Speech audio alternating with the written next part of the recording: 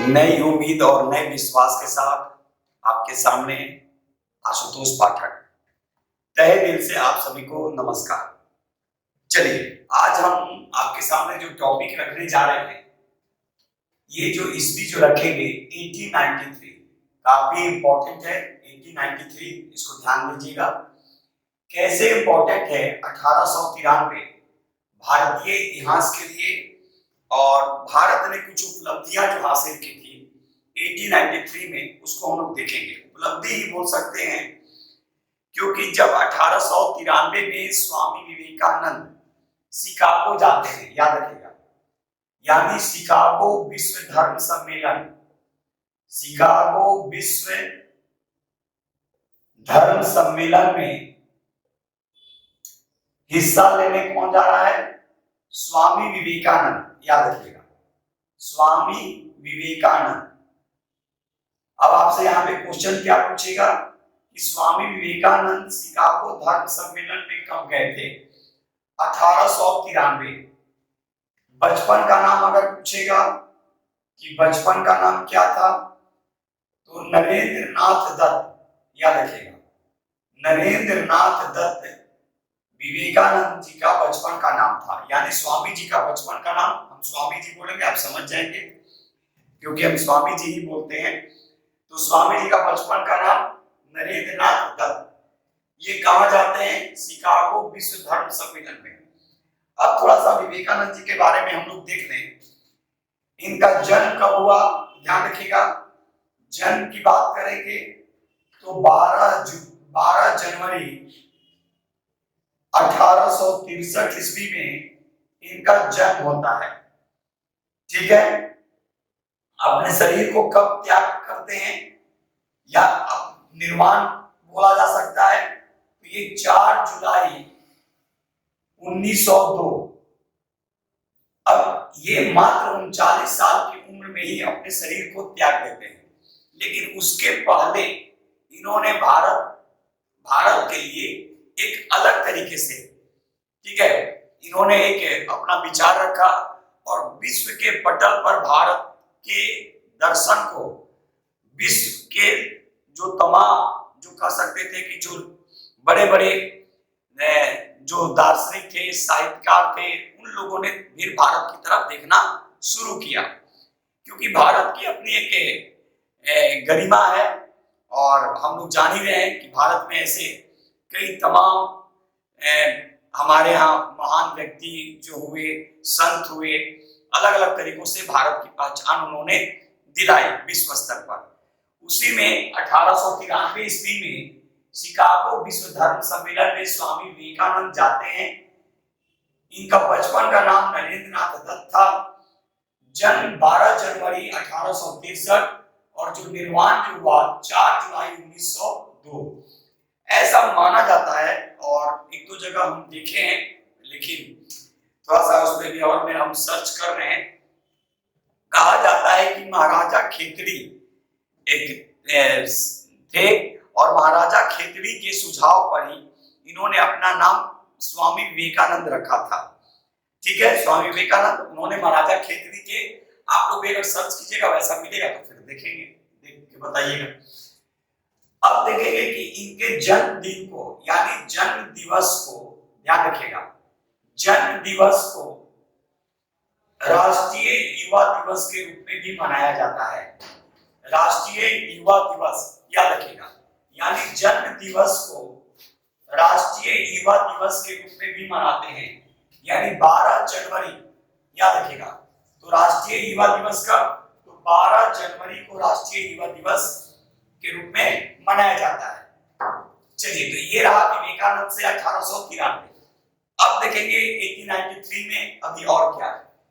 हट गए, थोड़ा सा जिसको स्क्रीनशॉट लेना होगा ले लेगा, फिर बाद में हम एज ए इसको आपको फिर से समझा देंगे।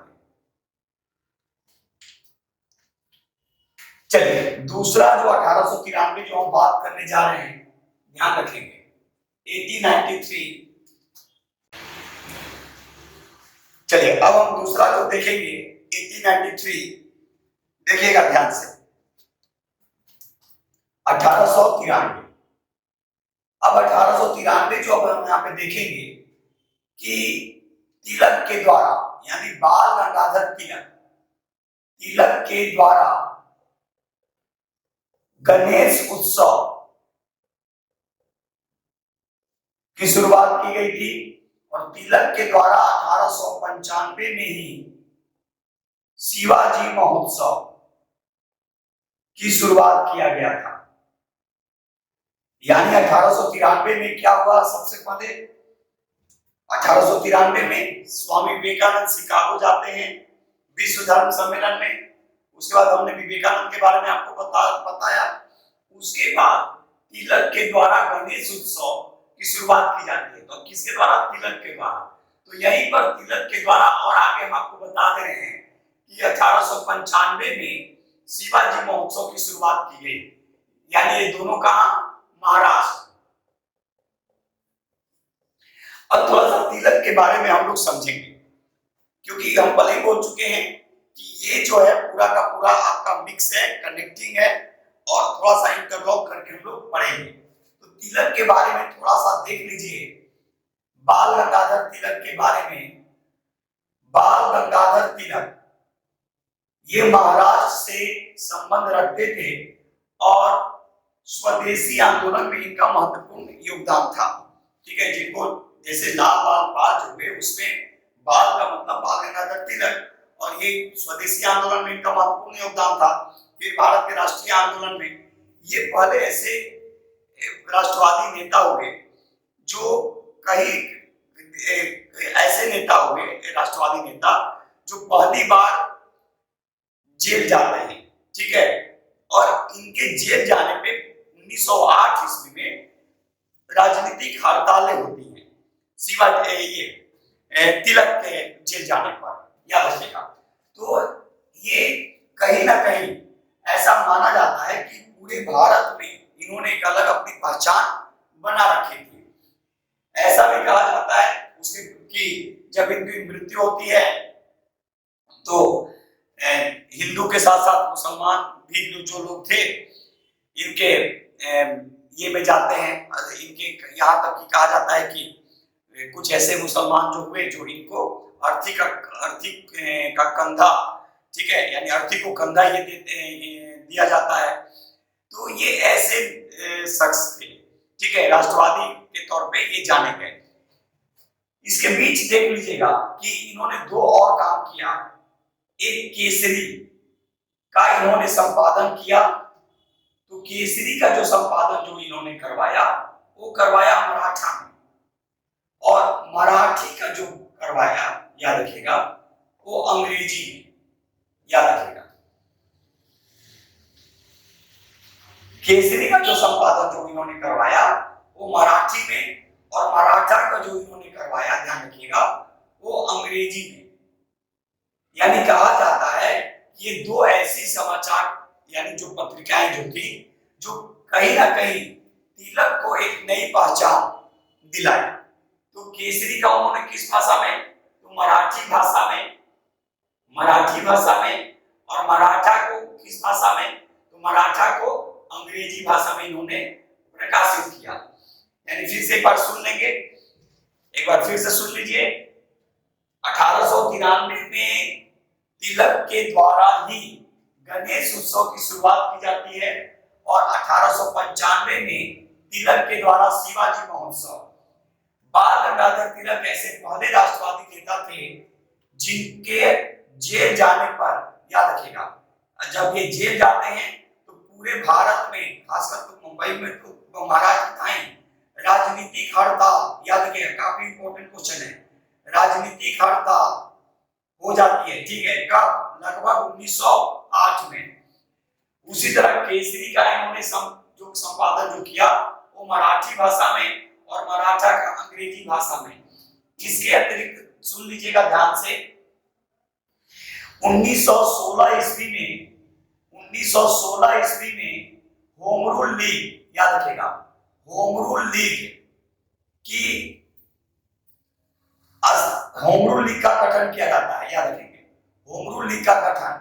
और 1916 में ही इन्हीं के प्रयासों से कांग्रेस और मुस्लिम लीग के बीच समझौता होता है और तिलक के ही प्रयासों से, याद रखिएगा, इन्हीं बेसिक विधि गरम दल और नरम दल फिर से एक हो जाते हैं। जो कांग्रेस का जो विभाजन 1907 में होता है तो फिर से ये दोनों एक हो जाते हैं। उसमें तिलक की भूमिका काफी महत्वपूर्ण थी। ठीक है, सर वैलेंटाइन सिरोड, इनको भारतीय शांति का जनक के रूप में भी इनको संज्ञा दिया गया, भारतीय शांति के जनक के रूप में। इसके अतिरिक्त ध्यान रखिएगा, ये कांग्रेस के कभी भी अध्यक्ष नहीं रहे, लेकिन कांग्रेस में इनकी जो पकड़ जो थी वो काफी कह सकते हैं कि मजबूती के साथ था। तो इसी से अनुमान लगा सकते हैं कि कांग्रेस की इन्होंने एक बार भी अध्यक्षता नहीं की, लेकिन कांग्रेस में इनकी जो स्थिति जो थी वो समझ लीजिए कि एक ऐसे मजबूत स्तंभ के रूप में था कि इनके बिना ऐसा संभव ही नहीं था कोई कुछ भी। जितने भी बड़े आंदोलन हुए उनमें इनकी महत्वपूर्ण भूमिका थी। ठीक है, तो तिलक के बारे में कहा जाता है कि ये कहीं ना कहीं ये जो दोनों जो शुरू किए थे गणेश उत्सव और शिवाजी महोत्सव, ये पूरे भारत को एकता में बांधने की इनकी एक कोशिश थी। ठीक है, तो ये था 1893 में। सबसे पहले हम लोगों ने देखा विवेकानंद के बारे में और फिर तिलक के बारे में। तिलक के बारे में जो देखा हमने कि क्योंकि था 1893 का टॉपिक, लेकिन जब 1893 में विवेकानंद के बारे में हम आपको बताए, इसके बाद आया तिलक के बारे में, तो फिर तिलक के बारे में हम आपके सामने रखे, तो इस चीज को ध्यान रखेंगे। चलिए अब एक और 1893 में हम बात करेंगे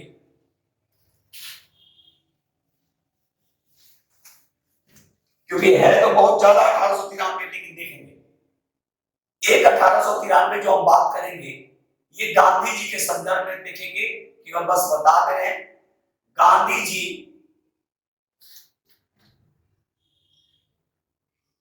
दक्षिण अफ्रीका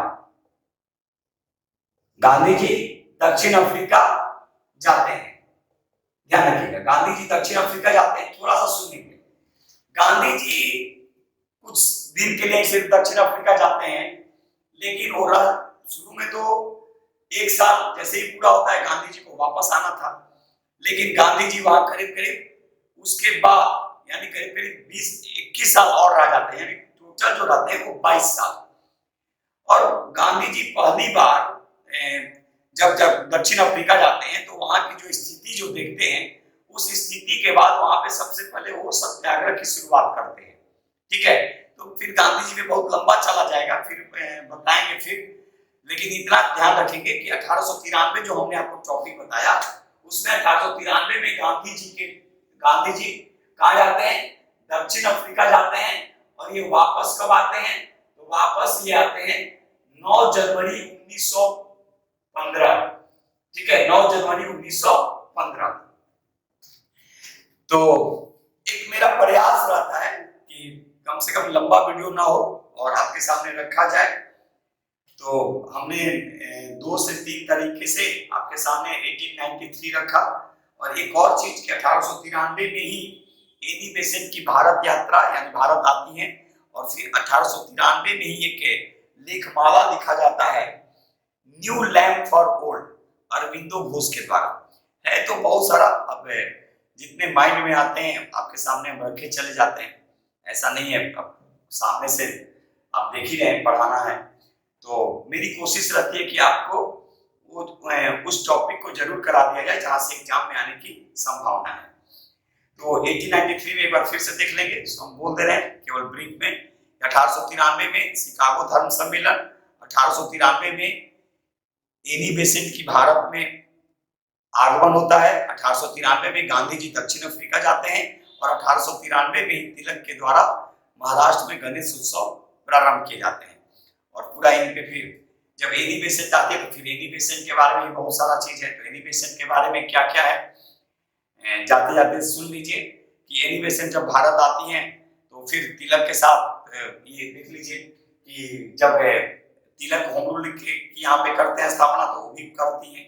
ठीक है, क्योंकि होम रूल आंदोलन और होम रूल लीग भारत में एक नई जो राष्ट्रवादियों के अंदर जो थी एक नई ऊर्जा कह सकते हैं कि उन लोगों के द्वारा प्रदान किया गया। उसके अतिरिक्त 1800 ये तिलक के एनी बेसेंट के द्वारा ही, ठीक है, याद रखिएगा कि एनी बेसेंट का भी सहयोग था कांग्रेस और ये मुस्लिम लीग के भी समझौता में। गरम दल और नरम दल जो एक हुआ उसमें एनी बेसेंट का भी योगदान था। और सबसे इंपॉर्टेंट जो चीज है एनी बेसेंट के बारे में याद रखिएगा कि 1917 में, याद रखिएगा 1917 में कांग्रेस की पहली महिला अध्यक्ष, भारतीय देगा तो नहीं, कांग्रेस की पहली महिला अध्यक्ष जो बनती है वो एनी बेसेंट को बनाया जाता है, ठीक है, कलकत्ता के अधिवेशन में।